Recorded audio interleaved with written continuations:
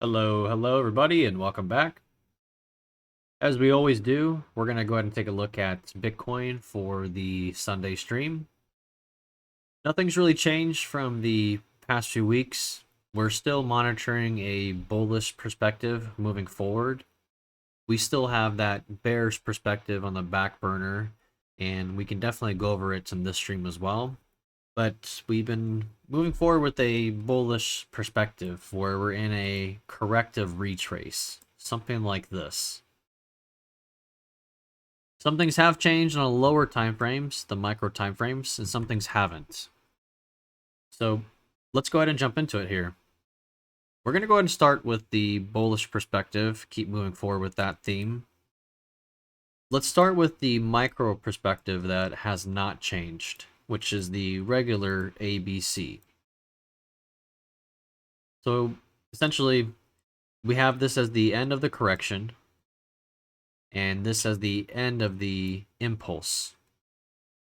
After an impulse, we expect a correction. In this sense, a wave 2 correction. The way it's been unfolding, we were looking at it as a ABC structure, an A, B, C. Now the only thing that has changed for this perspective is how this B wave is shaping out. And that's what B waves do. B waves can literally be any type of correction. So we were looking for this to grind up more, kind of like this, and correct as such for this B wave. But the downward pressure has been strong, so it continued to grind down. This is a pretty clear three-way bounce though. For me, this looks like a flat that's brewing. A nice, clear three-way bounce, then it takes that low, then it's accepted back into the range. So this looks like it could be a flat brewing here for the B wave, or it could be a running triangle potentially, where it's an A, B, C, D, and then an E. Then it pushes down here for that C wave. So we'll be monitoring this just in case. Once again, B waves are tricky. They can literally be almost any type of correction. But we still expect a push downward into this territory here. Ultimately, we do expect this low to be maintained. Now, the other perspective that's changed is the WXY. We were looking at this something as a WX and a Y, but it's just continued to grind down. The only other way that I can see this is a proposed WXYXZ. It's not something I'm putting too much weight behind. It's, like I said, it's just a proposal. Kind of really just trying to be aware of everything, and the way it just grinds down or breaks the low, then retraces, then breaks the low, and then retraces, and then breaks the low, without any real significant price movements or any real structure, is tricky. You can see it's corrective. It's definitely not impulsive, but it's just correctively moving down. Could be moving in somewhat of a channel here, but once again, this is more of an idea. I'm not really putting too much weight behind this. Moving forward, the weight that I'll be putting behind the Elliott wave counts is definitely the ABC here, until we see some significant price action to say otherwise, at least.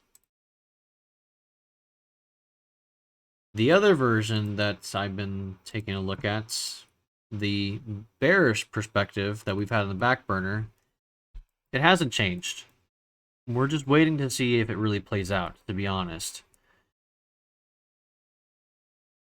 The thing that has changed is how we're viewing the corrections here. So we have a B,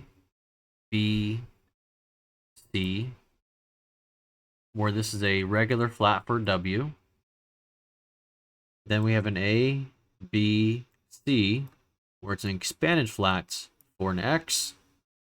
And now the only thing really left for this Y wave, which was pretty much the last thing we expected, is another flat, but a regular flat. An A, B, C. Oh, I'm sorry, an expanded flat. It's a pretty rare pattern. It's called a double flat because usually you kind of exclude the X and you're really just focusing on the actionary waves for this correction, the W and the Y.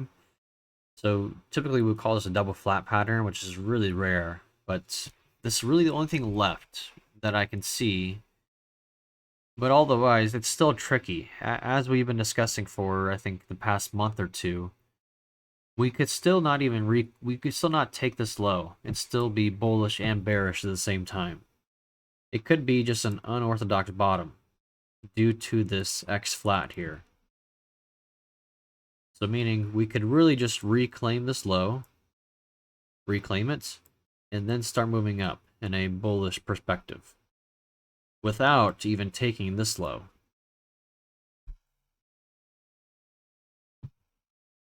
It's really just a matter about how far we dig down.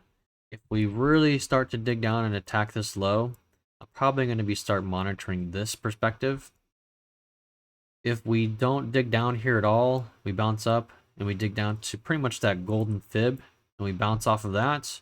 Once again, I'll be monitoring more the bullish perspective moving forward. This perspective here.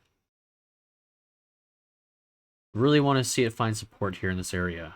I'm okay with it digging down just a little bit further. Ideally, I'd like to see it bounce from, like I said, that golden fib area, but I'm willing to let it go just a little bit further. The further it digs down, though, the less probable for me will be from a bullish perspective. Other than that, there's really nothing else to look at other than just getting creative. There's always ways to get creative with Elliott wave. The only other perspective I can see, like I said, being creative is some sort of triangle.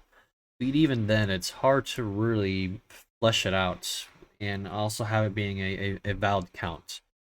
We always want to be valid. You know, there's nothing wrong with being creative and coming up with crazy ideas as long as they're valid. And sometimes right now with everything else that I'm observing, I can't really see anything else being valid other than what we just discussed in the video already.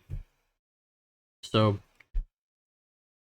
we're still going to be monitoring a bullish perspective moving forward. Nothing's really changed.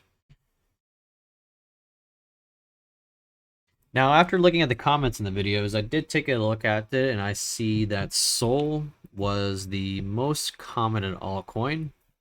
So let's go ahead and take a look at Sol. Nothing's really changed on Sol as well. I think we took a look at it about 2 or 3 months ago, something like that. But nothing's really changed. Let's go ahead and take a look at it, though. It's really just bullish or bearish. There's only 2 high time frame counts. And there's really no lower time frame narratives. I mean, there kind of is. You can get creative, and we can discuss those creative ideas here. But as a basis, I've only got 2 main counts that I'm following.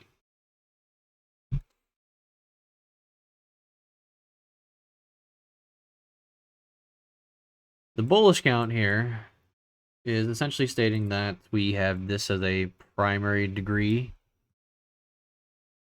and a primary degree here as well. And we're moving up for a intermediate degree wave 1. Internally, very nice strong wave 1. Then we had a corrective 3 wave move for this wave 2. After that, we had a very clear 5 wave pattern here for this wave 3, digging right into the extended wave 3 zone. Now it's about having a companion correction for this minor wave 2. we've got the length of it, the timing of it mapped out, and we've got the strength of it mapped out as well.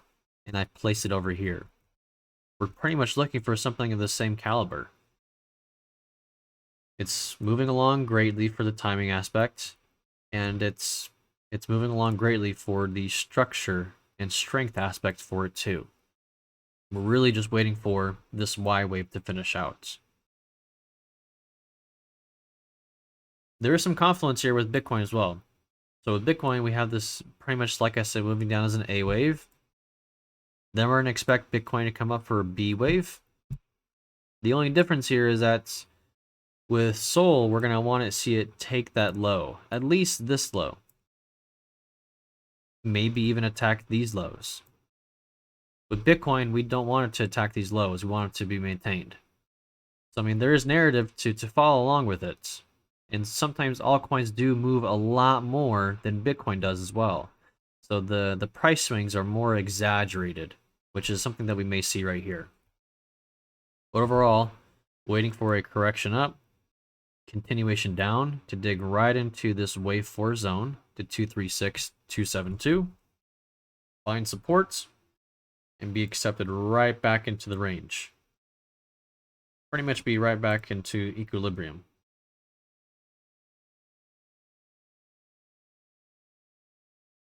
Right above equilibrium. Then we get a retrace for a 2, strong push up for a 3, companion correction 4, and a final impulse for wave 5.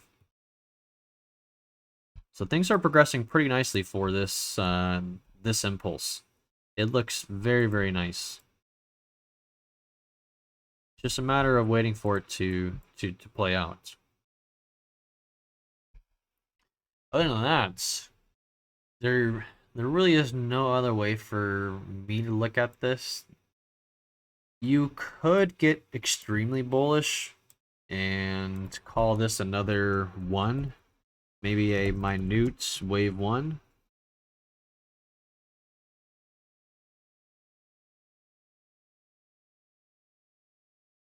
And then also you'd call this a minute wave 2 instead of a 4.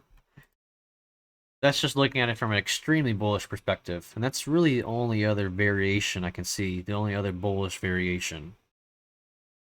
You're playing pretty dangerously close to the wave degree timings though. Because once again, if this is a lesser degree, you don't want it to be greater in time than the parent degree. So it's getting pretty close to the parent degree timing, which makes it more sense for it to be a companion correction, meaning a wave 4. Which is why I favor this more. But you could look at it like this if you wanted to. It still would be valid, unless it does break beyond this timing of completion for the prior correction. From a bearish perspective, I'd say it's pretty much on its last leg. The only other thing left to be getting creative here, which I'll go ahead and discuss. You could force this as being done. What I mean by force is that it has everything going for this right here. But once you get this completed and you try to get a wave 1 out of this, it's very difficult. This is basically a 3-wave move right here. Then it's another 3-wave move. And it didn't even take this low. That's the problem. And I don't really believe in truncations. So I wouldn't even call this a truncated impulse. It's really, really forced. You'd have to say that this is a 1, a long 2, a 3, a short 4, and then a 5. And then this is a B, C for 2. And then we're moving down for 3. Then move up for 4, and then move down for 5. Like I said, it's pretty forced. Let me just even go zoom in on the lower time frame here. Just take a look at it, and then we'll zoom back out.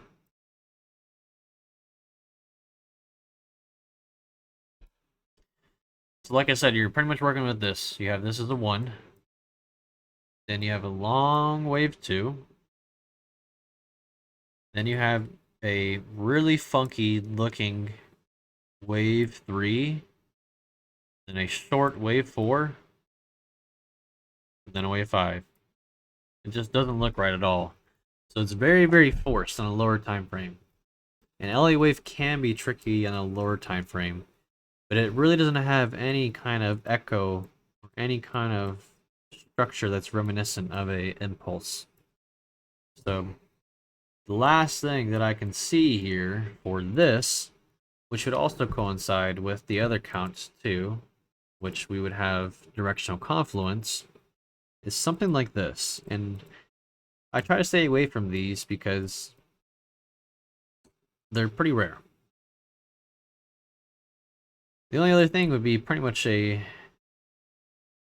W, then we have some sort of X in the making, then we have a push up for a Y wave like this. And we're just so early on in this that you're just, like I said, it's just being creative. So we're kind of just left, honestly, with the bullish count as really being the only count that truly is valid right now at this time. That's really the only thing I can see moving forward. Otherwise, it's pretty forced. But if we come and attack this low, I could see this as being the option here moving forward. It's really about how far we dig down here. Like I said, I want us to take these lows right here at least, minimum. Maybe even attack these lows right here. But I do want this low to be protected from a bullish perspective. That's pretty much everything I've got moving forward, though. I hope everyone's enjoying the weekend, and I hope you enjoy the rest of the weekend. I'll catch everybody next week. But if you guys enjoy the stream, please leave a like, comment, subscribe if you're not subscribed already, so you can check out the weekly videos that come up. And I'll catch everybody next week. I'll see everybody later.